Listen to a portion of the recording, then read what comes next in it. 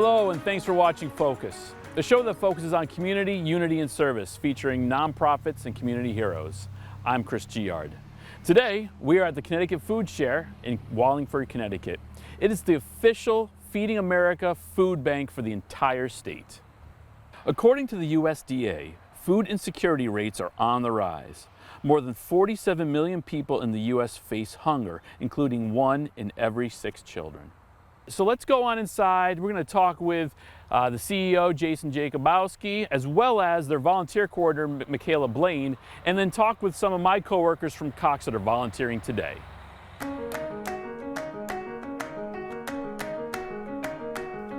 All right, so now we're with Jason Jakubowski, the president and CEO of Connecticut Foodshare. Thank you so much for being a guest on Focus today. Absolutely. Thank you to you guys, not only for having me on, but also for volunteering today. That makes a huge difference in what we do. Absolutely, and we're so excited to be part of this. Let's start off by giving our audience a little bit of the background and history of the organization. Yeah, absolutely. I mean, we're about 42 years old here in the state of Connecticut. There used to be 2 food banks in the state of Connecticut. There was Foodshare, which handled the northern part of the state. Then there was Connecticut Food Bank, which handled the southern part of the state. And about 4 years ago, our boards of directors got together and said, you know what, this is silly. I mean, this is crazy. I mean, this is we're doing the same exact thing, just in 2 different areas. And they came together, and we merged into one statewide food bank, now called Connecticut Foodshare. We serve all 169 towns, and I always say, you know, being from New England and, you know, the land of steady habits, change like that is never necessarily easy. No. But 4 years later, we're glad we did it. What were some of the challenges bringing those 2 major organizations together? Well, I think it's kind of like the same challenge that you would see in bringing the 169 towns in Connecticut together. People don't agree on everything. Exactly, and I think you get this situation where if you ask most people in Connecticut, they'll tell you, oh yeah, there's definitely too many towns in Connecticut. Okay, well, which ones should you combine? Right. Well, you can combine that one and you can combine that one. You can't combine mine because I have this character, because my town has character and everything like that. Yeah. I think that was kind of one of the biggest things, was how do we get people to step out of their comfort zone and not look at this from a ultra localized perspective and start looking at this from a statewide perspective. Right. We're not trying to solve hunger 169 times here in Connecticut. We're trying to solve hunger once, statewide, and doing what's best for the state of Connecticut as a whole. So I think that was really, that's one of the hardest things to do whenever you do something like that, is how do you get away from the hyper-local focus, and let's forget where you live for a second. We all live in Connecticut. Mm-hmm. Let's try to bring it together, and let's try to do something for the state as a whole. So you just mentioned hyperlocal, and we have 169 towns. Yep. That means you are one of the main provider to a lot of these local food banks. Yeah.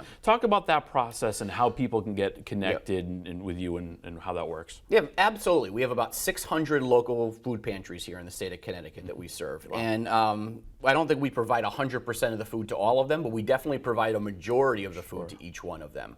You know, they have local operations. They're separate, independent 501c3 nonprofits.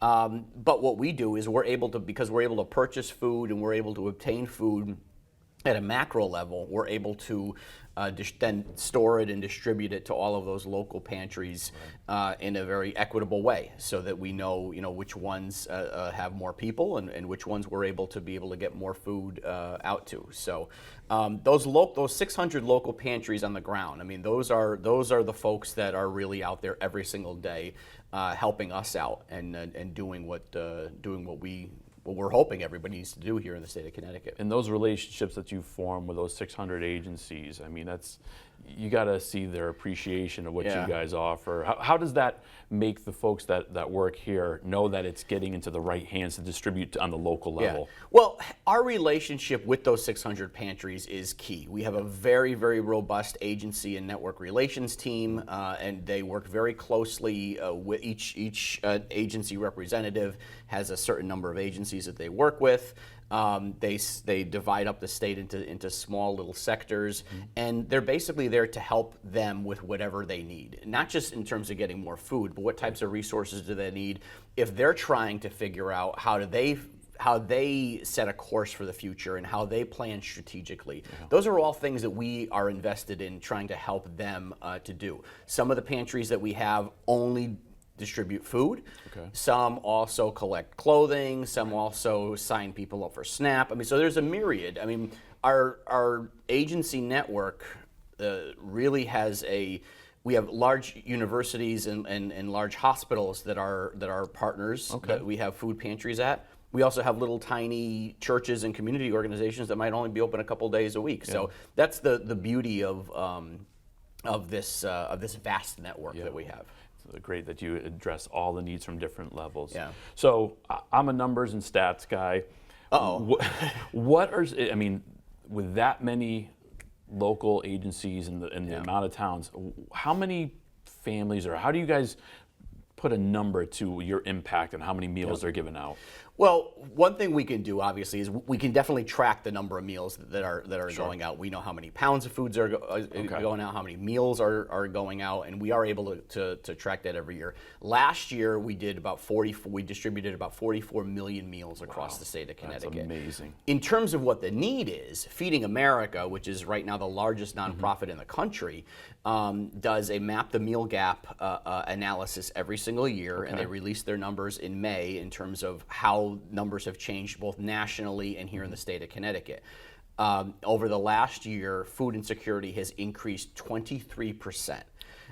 So there's now about 470,000 people in the state of Connecticut that are food insecure. And I will tell you, Chris, that you look at the different, at where they are. I mean, I think there's a real stigma out there that people tend to think that, we serve Bridgeport, New Haven, Hartford, the major cities. Sure. We absolutely do, but those 470,000 people are distributed all across the state of Connecticut. It's not just the urban areas. It's affluent suburbs, Avon, Simsbury, Greenwich. People always say Greenwich, and I'm like, yes, Greenwich. Neighbor to Neighbor Food Pantry has 1,000 families they serve in Greenwich. And then it's the small rural towns in which it might not be easy to access a grocery store. Cornwall is one of the smallest towns in Connecticut. We have a pantry in Cornwall. So it's not just the major cities. It's really a cross-section of the state of Connecticut. So today, we mentioned we're here as a volunteer event to help. And we appreciate that. Let's talk about the volunteerism and how your organization here, depends on that and how that looks out and how people that are watching this could get involved if they want to do a work group outing like we're doing today. We could not do what we do without our volunteers. We have 125 staff members. They're wonderful. They're fantastic people. But the 5,700 individual volunteers that we have every single year is what really makes this place run. If you add up the hours that people have volunteered, it's the equivalent of an additional 23 full-time staff members. Really? We're a nonprofit. Yeah. I cannot go out and hire 23 additional full-time staff members. We have some people that are here every day volunteering. We have some people that come with their work groups and volunteer. We have some kids that will come with their parents and volunteer. It's an essential piece of what we do here at Connecticut Foodshare, and quite frankly, what any food bank does across the country. So I mean, we rely on our volunteers. If people want to volunteer, they can go to ctfoodshare.org and they can sign up to volunteer. We have all of our shifts listed out there. People can volunteer either in one of our warehouses. We have our main headquarters here in Wallingford. We have a satellite in Bloomfield, a satellite down in Bridgeport. They can go on one of our mobile trucks. They can volunteer with one of our partner agencies. Right. But if you go onto the website and say you want to volunteer, I guarantee you we will find a way of putting you to work. So you've heard that here.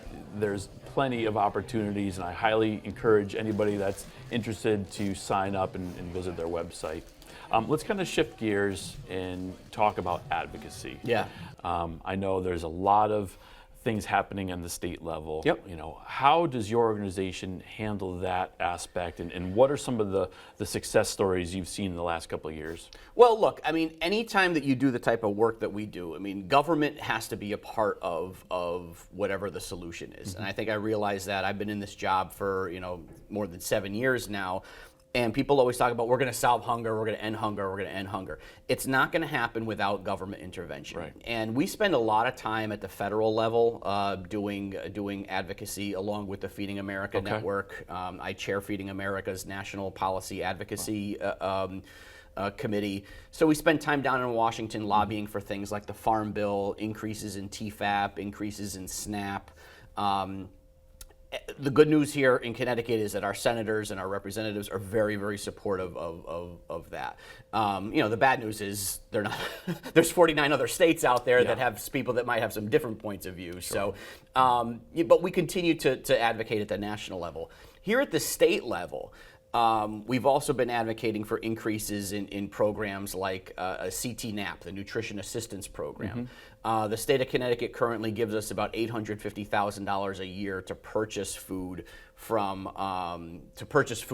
our local pantries. Right. We had a bill in the last legislative session, a bipartisan bill sponsored by more than 60 senators and representatives from all walks of life. We had liberal Democrats, conservative Republicans, to increase that amount to $10 million, because they talk to their local pantries and they recognize, hey, wait a second, there's not a town in Connecticut that is immune to the economic pressures being put on them right now. So when the legislature reconvenes in January, that's our number one priority is advocating for that. The $10 million increase in CT NAP. We're getting close to holiday season, which has to be some of your busiest time of the year. Yeah. What's something you can talk about as far as the events that are coming up, turkey drives, anything you can do, call to action to our audience and what they could do to help out? Yeah, look, I mean, we're one of those nonprofits, we're one of those businesses that make most of our income in the months of November and December, and I get it. It's the holidays, people care about what, people are thinking about other people are trying to donate to other people.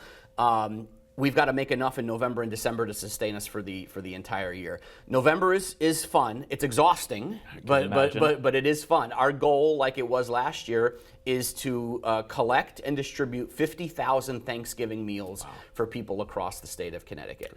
That we will work with our 600 local pantries to get those meals out to people. Those are turkeys, frozen turkeys. Those are sides. The couple weeks before Thanksgiving, obviously, we will be on TV every day doing different drives. We have Bank of America Turkey Tuesday, which will be right here at our headquarters. Scott Haney and WFSB will be doing the Jack Bannon Turkey Trot as usual, dressed up like a turkey. We're dressed up like a turkey. We've got a number of other events across the state. KC101 Stuff-A-Bus, Channel 8, which I know is one of your channels as well on Cox. They do a turkey drive here. So it's really a all hands on deck type of effort from the state of Connecticut over those like 10, 15 days before Thanksgiving. Then we have to distribute everything. And everything, my rule is I want everything out the door by the Tuesday before Thanksgiving, because people have to be able to thaw out the birds, they have to be able to prepare their meals. The tough thing about Thanksgiving is it's just one meal. I understand it's an important meal, it's the quintessential American holiday, but we have to remember it's just one meal. And we can't go all in on just one meal when we're also sitting here doing what we're doing for 365 days of the year. So that's our goal, 50,000 Thanksgiving meals, that's what we're focused on. By the time we actually get to Thanksgiving Day, I'm sick of seeing turkeys. Give me a ham. Give me something else. Because pizzas are fine too. Pizza, lasagna. I mean, I'll take take anything. But you get tired of seeing frozen turkeys after a while. But we're excited about it. It's definitely the hardest time of the year, but it's also the most uplifting.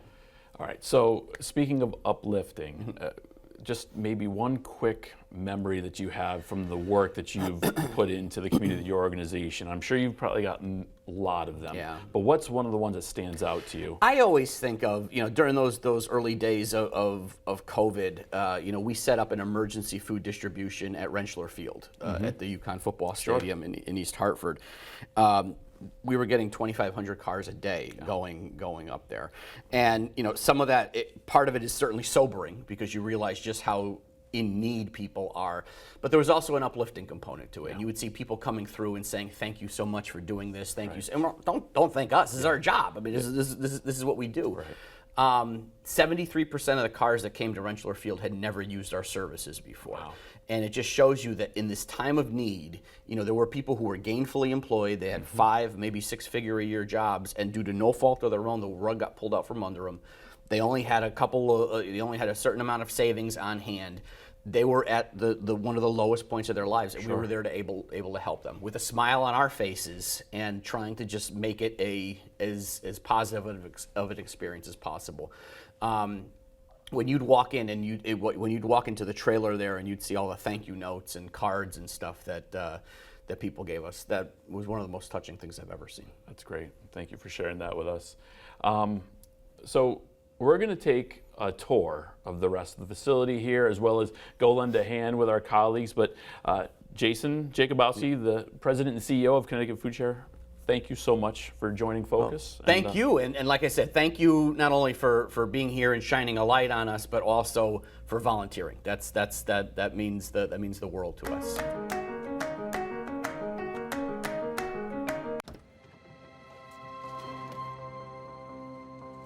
The impact of a meal goes well beyond feeding our bodies.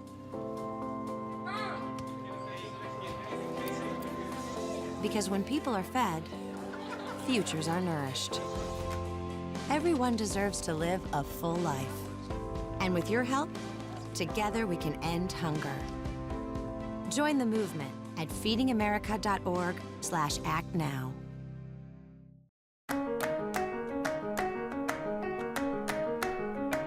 We're now here with Michaela Blain, the volunteer coordinator at the Connecticut Foodshare. She's going to give us a little bit of a guided tour around the facility. Michaela, real quick, what's one of your main roles here at the Foodshare? Sure. So one of the things I do, actually, the biggest thing I do is bring volunteers in to meet operational needs. Okay. So we have volunteers that work all across the state, but particularly at our three main warehouse locations, and the biggest being the one we're standing in right now. We look for up to about 40 volunteers every day to come and help us sort through the food that'll go out on the mobiles the very next day. And we just talked with Jason, and the amount of volunteers needed and people that take their time out of their day to do this is very impressive. Mm-hmm. So why don't we head inside and you can kind of show us around. Let's give it a look-see. What I'm giving you here now is the bird's eye view. Okay. So we're going to come in this way, and we're just going to look out into the warehouse. So we're a little over 85,000 square foot back here. And what you'll see going on is our guys will be picking our dry goods. So you can see our shelves have a bunch of shelf-stable items on them. Mm-hmm. And so they go around with their pallet jacks and they're picking orders for our over 400 partner agencies that'll then either pick up here or we'll deliver to them. Okay, you do delivery too. We do delivery as well. So you see he's got his pallet jack. Yeah. They'll do some cleanup, they'll do some picking of orders, and then when they're done with their order, they'll wrap it on that machine right down there, and then it'll be ready to go. So. And I see that you get a lot of donations from stores. How do you? What's the primary source of the food that comes in from the dry goods? Let's Sure. say. So we do get donations from. We have a few different ways we bring food in. We get store donations, absolutely. Mm-hmm. Stop and Shop, Big Y. We started getting a lot of dry goods from Target, actually. Okay. So those big stores, they're bringing in for produce. We get from local farms. Great. We get donations. We have some funding to purchase. We also get government goods in for our government-run programs. Great. Lots of different ways we get food in here. Yeah, and of course, individual donors who walk through the door. Awesome. Yep. Well, it looks like you have a lot of great things happening here in the warehouse side of things. Let's go take a look at where the freezer and the produce come in. Yeah, come on this way. Wow. So you can This is see, huge. It's a whole other side of the building that you don't see from otherwise. So in here, we've got dairy in this way. Okay. All right. So this is going to be some of our more cooler sections. So you'll see produce in here. You'll see dairy in here. Believe it or not, it gets colder. Okay. Well. Yeah, I mean, this really looks like a well-oiled operation here. Absolutely. Absolutely. Yep. We've got these guys who come through here. This is what they do. They work in this freezer. They work in this cold storage all day long. They've got their jackets. They've got their gloves. Yeah. They've got their hats. And so they're used to doing that work in there. And then we've got, of course, our dry goods guys who get to stay a little bit warmer throughout the year. Yep. Very impressive. Yeah. Let's see if I can get you. We should be all right going down this way because we're not going to get any forkliifs that pull in through Yeah, here. it'd be a little bit tight. But if you want to get a look in, so this is our freezer section. So we're keeping all meat and everything else in here. Oh, we locked him in. That door will close on you because we don't want to get that cold air escaping. And what's impressive to me is how high up the storage goes. Yes. Yep. You know, and the amount of volume you can store it and get ready to distribute. Absolutely. So I guess we'll continue to walk to clear the. We'll clear this out. Yep. Look at. So the cool thing is that we actually built this building. So, you know, the Legacy Food Bank, which is one of the 2 food banks that merged back in 21, they needed a new facility. They had outgrown their old facility, and they were able to get this land and build this building to their needs. I mean, imagine now we are bursting out of those needs. Like we are bursting out of that those needs, which is why we're hoping to do some expansion soon, because we're serving the whole state. Yeah. And you know, food insecurity in the state, unfortunately, impacted by COVID, impacted by inflation, has actually risen in the state of Connecticut. I'm sure Jason mentioned, you know, we went from that 1 in 10 number to 1 in 8. And that 1 in 8 number for children to 1 in 6. And so, you know, we're continuing to do the work, trying to bring in as much food as humanly possible, which is why, you know, you have a sort of bursting at the seams here. And the fact that there's this much fresh food too. Yeah, you know, absolutely. I mean, typically, you know, yes, if you need to have canned food to survive, you do it. But the fact that you guys have so much on hand is really remarkable. And it's important to us, you know, that's part of the, you know, moving out of that cycle of food insecurity is that fresh food, that good food, that nutritious food. Sure. So it's really important to us. It's one of the things that's a primary factor of our mobile pantries is, you know, you can go out and you can get that fresh produce at our mobiles, which are no questions asked. Right. They operate just like farmers market, where our neighbors can walk around and sort of shop for what they're looking for, which is really cool. How about we get out of the cold? Yeah, let's do that. We're out of the frozen food storage area, warming up right outside where volunteers are actively sorting food in the food sorting area. So, Michaela, this is your wheelhouse. This is what you do to coordinate to make sure we've got enough people coming in. Yep. What are some of the things you look for in organizations or individuals that want to volunteer? What are some of the jobs they can look forward to doing? Yeah, absolutely. So back here, what we've got going on now is we're sorting through produce. We sort through produce and dairy products here in Wallingford. You know, it is, come on in. If you think it's something that you're interested in doing, we're happy to have you, and we can get a job that works for you, absolutely. You know, we can have volunteers as young as 12 coming with a parent or guardian until they're 15. Great. 16 or older can come on their own.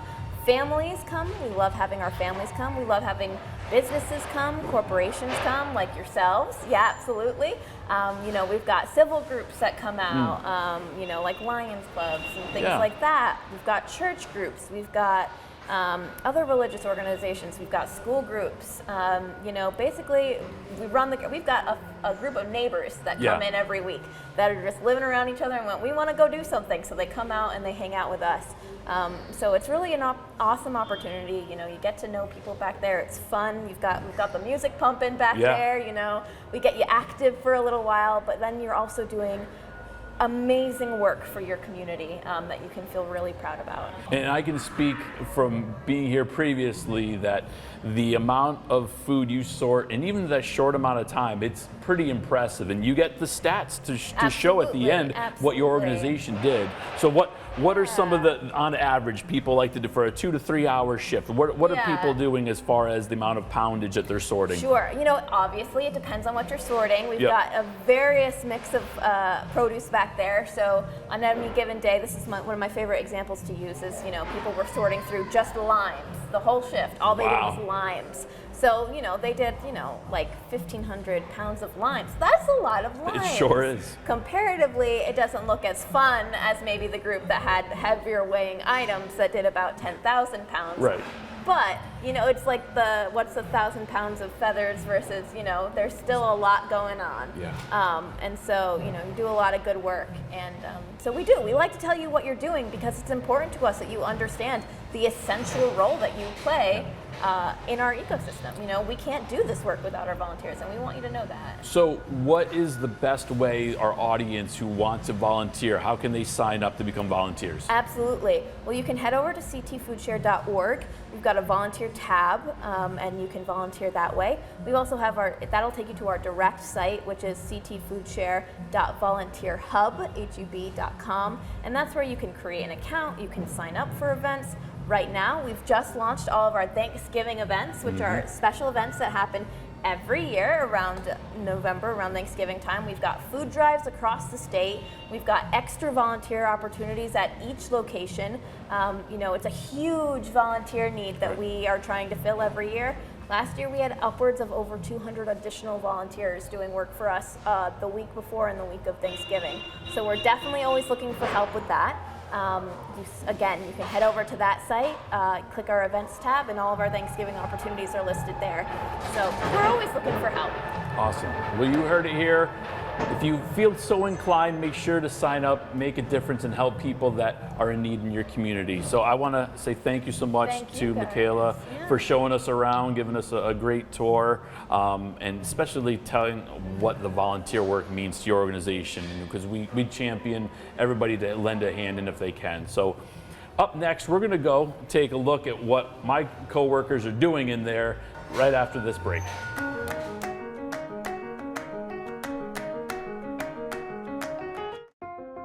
When connection is needed most, Cox is there to help. When families depend on affordable internet, we support them. When teachers need more than a pat on the back, we invest in them. And when seniors need connection during isolation, we roll up our sleeves. This is Elvin. I'm a volunteer for Cox. I'm calling to see how you're doing today. When students need the tools to succeed, we empower them. When people on the spectrum need video chat that's built for them, we invent it. Every time your expression changes. It's really cool. And when veterans need a company who serves them, they can count on Cox. Whenever and wherever it matters most, we'll be there.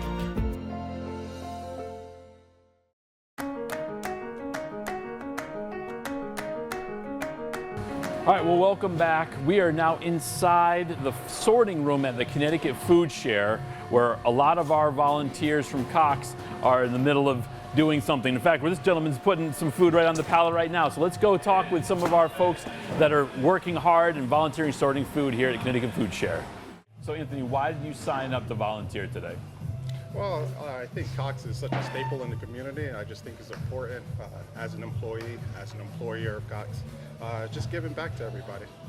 This is Ashley, one of our Cox field service technicians. Ashley, what did you do here today at the Connecticut Foodshare? So basically today we sorted produce into boxes that are good to give back to the community. Awesome. And what does volunteering mean to you? Serving my community by giving back. All right, now we're with Josh Schofield, one of our field service supervisors.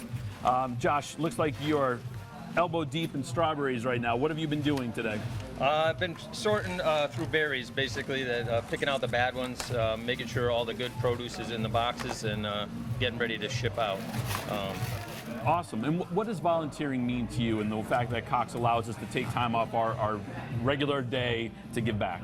It's great that Cox does this for us, but to me it means just giving back to the community, making sure that I'm doing my part to help out and just give back to those who might not be as fortunate as I am.